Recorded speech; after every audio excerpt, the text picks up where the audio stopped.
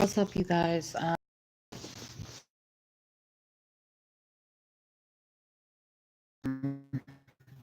Basically, not just doing it for you all, doing it for the Secretary of State's office in Atlanta, Georgia.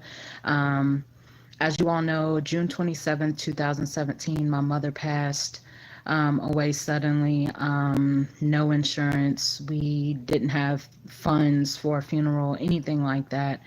Um, basically, opened an investigation. I'm just going to go ahead and give you all the rundown of the story. June 27th, my mom passed away suddenly. Traumatic event for me to walk in and see people trying to resuscitate my mom and everything. Hey, Faith. No, everything's not going too good. I'm gonna go ahead and get into detail on what this video is for here in just a sec. Thanks for stopping by. Faith is very close friend of mine that also knows a lot of the story as well via social media. Basically, like I said, June 27th, my mom passed away suddenly late that night, around 11-ish. June 28th, I kicked in a high gear to try and find funeral homes that would work with us because she didn't have insurance. I knew she didn't have insurance. I'm the one that took care of her, took her to doctor's appointments and dealt with all her financial things and stuff like that.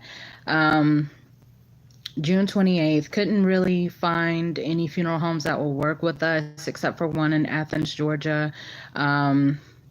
We had my mom sent to that funeral home after 48 hours because the hospital was calling us daily saying, oh, you have 48 hours to get your mom out of the morgue or else we're going to release her body to the state.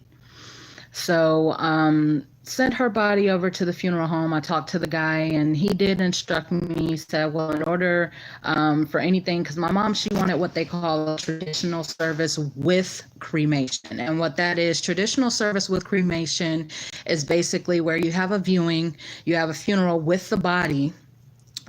She's dressed just like a normal funeral and everything's normal, but immediately after the service, instead of going to a gravesite and things like that, she's immediately cremated afterwards, but nothing less than that. My mother did not want anything less of that because she had a grandchild. She had, me and my brother, my stepfather, a lot of family that would have wanted to see her one final time. So basically, I had to have my mom's body sent over to the funeral home in Athens, Georgia. I called and I talked to the funeral director. His name was Mr. Ashley.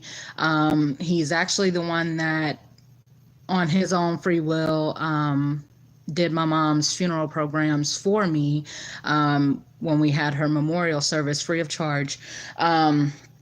Basically, I talked to him and I told him, I said, the hospital is trying to make us hurry up and get her body out of the morgue, or else they're going to release her to the state. He said, well, that's not right. He said, I tell you what I'll do. He said, I don't have a freezer or anything here.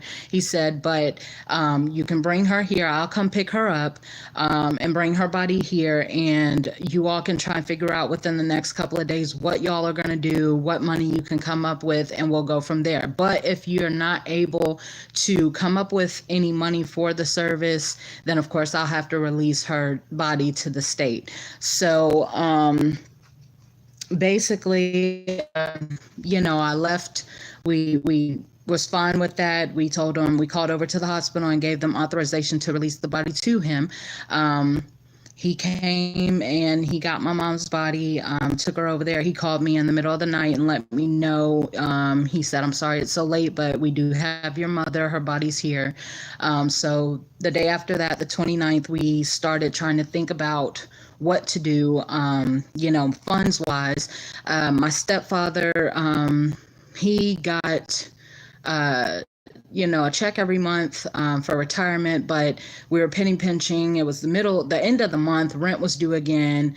Our intentions were to try and get as much money as we could up for this funeral home, but we were unable to do so.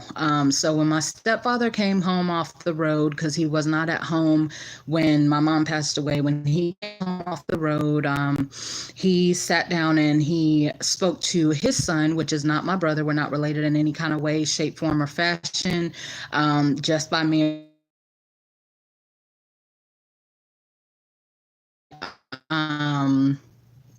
They spoke with each other and everything, and he referred my stepdad to a Hollifield Mortuary in Atlanta, Georgia, off of Hollywood Road. So when he referred my stepdad there, my stepdad told me he was going to talk to him. He called me over to the house later on that night, and we sat down and talked. He said that the guy had said he would work with us. He would go ahead and get the service out of the way so that we could grieve properly, and then we could worry about paying him at a later date. So, you know, we were fine with that. It was a sigh of relief for all of us, because I had not been able to grieve properly. I still can't grieve properly. And basically we said, okay, that's fine, that's perfect. So the guy was like, oh well, we need to come get her body from the funeral home that we had her at.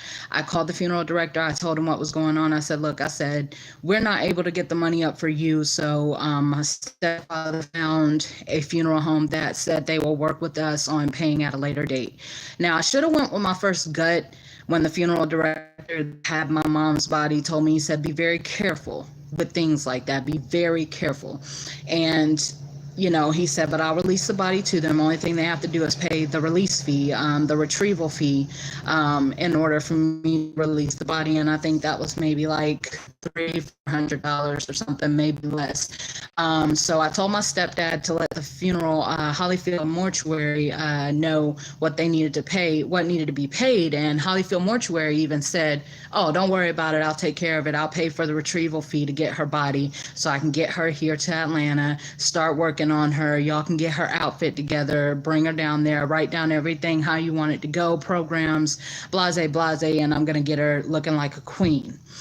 So I went home that night. It was a sigh of relief. The next morning, we got the phone call that Hollifield Mortuary had came and got my mom's body.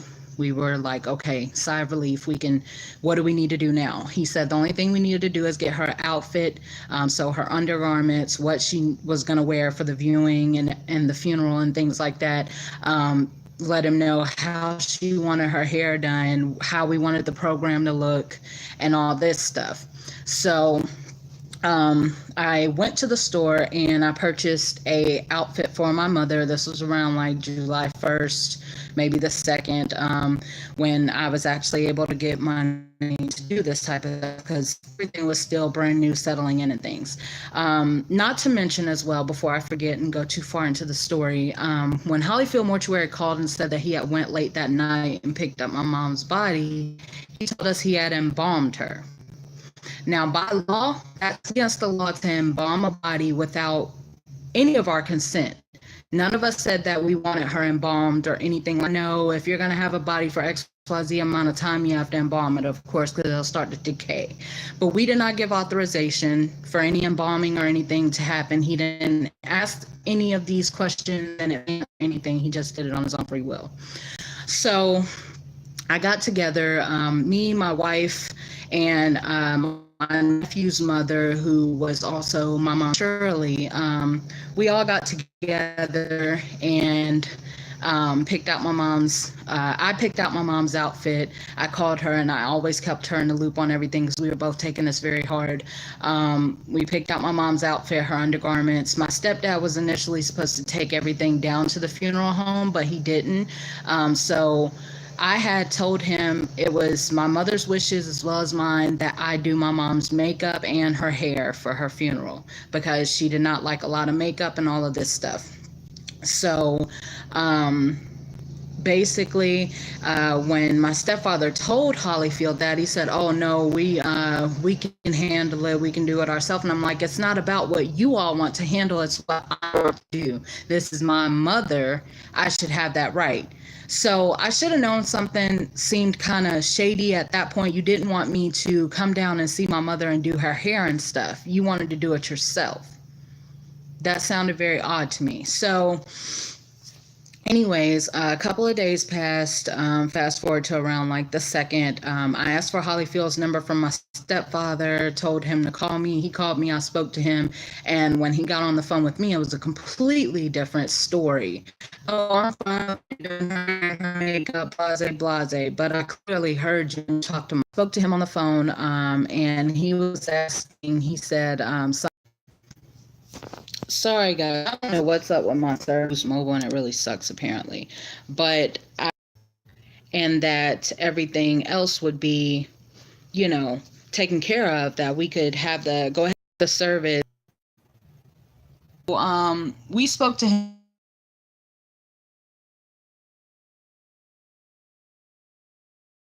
at a later time.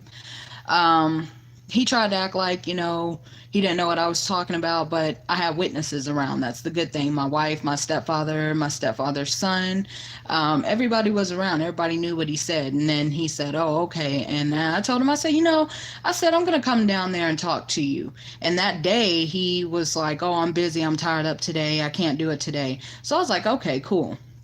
So around July the 3rd, I want to say like maybe July 2nd or 3rd, me, my wife, and Shirley, my mom's goddaughter, my nephew's mom, we went down. We took it upon ourselves to go down to Hollifield Mortuary. I didn't call and let them know I was coming or anything. Went down there with my mom's undergarments, her clothes, and everything like that. And we sat down and we talked to this man. So I had already started crowdfunding on GoFundMe and everything at that point, just in case, because with somebody telling you, oh, don't worry about payment right now, we still had to worry about that financial hardship. We still had to worry about that. So I had already started crowdfunding, reaching out to people and things like that. So, we went and we sat down and we talked to Hollifield, and he was telling me, oh, I don't want to deal with your stepfather anymore. And I was like, let me rewind.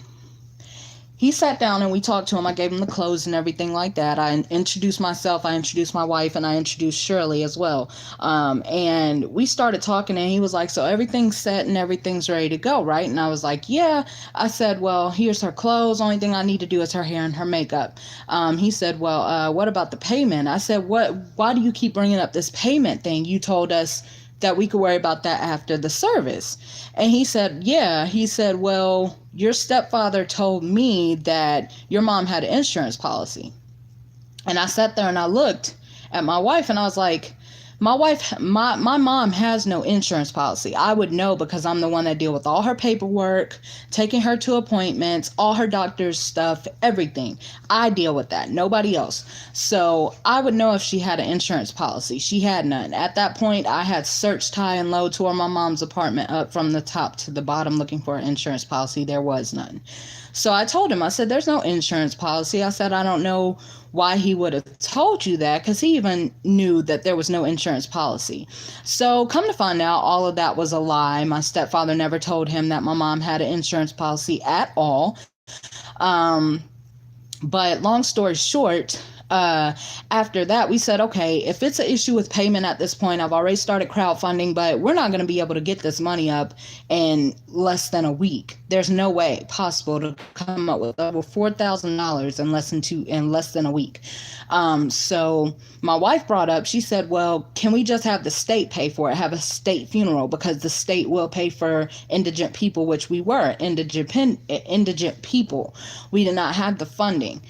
This man literally, I swear to God on my life, this man sat there in front of all three of us and told us, oh, no, we're not going to talk about that. We're not going to talk about getting the state involved. You don't want to do that because they're going to do you dirty. You're not even going to be able to see your mom. They're going to do you so wrong. Now, mind you, I know how state funerals go because so many people in my family have had to have state funerals. And I've seen it. You have a regular funeral. Like they would have let me see my mother. I would have been able to have a funeral. Only thing we would have been responsible for is programs and dates. So he said, we're not going to go there. And my wife looked at me, okay. we're going to leave it at that. We said, okay, so how much do we need? He wrote down on a piece of paper my name, my phone number, and all this stuff, and wrote down, he told us, he said, just come up with $2,100 and we'll go from there. So I said, okay, I'm not going to argue. I'm not going to do any of this. At that point, he told me, he said, also, I don't want to talk to your stepdad. I don't want to deal with him anymore. He stated my stepdad's full name. He said, I'm just going to take on this piece of paper that I have his name written down on, a phone number, and we're just going to scratch him out. From now on, I'll deal with just you and you only. I don't want to deal with him because he's a liar and all this, that, and the third. And I was like, okay, that's your choice. So before we got ready to leave, my mother's goddaughter, Shirley, asked him if she could go down and see my mom, because questioned me, all kinds of stuff going on. But we went ahead and she asked if she could see my mom's body, because supposedly she was downstairs or whatever in the freezer, as he stated. He told her no. He said, consent and permission for her to see my mom. He still refused. He said no. Me, to this day, with everything that's going on, I believe my mother was not down there to begin with. I don't know where my mother's body was at that point, but I don't even believe she was there to begin with. But we left it at that. We left. After that, we kept in contact with Hollifield Mortuary daily, like every single day. We kept in contact with this man. We kept open communication. I would call him. He would call me. If he didn't get me, he would leave voicemails. I would leave voicemails. We kept in contact every single day, literally 2-3 times a week. Contact. So, I also have, I'm gonna actually show y'all, if I can get this old phone of mine to turn on, the call logs where you could see he called and left voicemails. I have call logs where I called him. He had us set a date. Okay, so hopefully this stays. Okay, so he had us keep the first date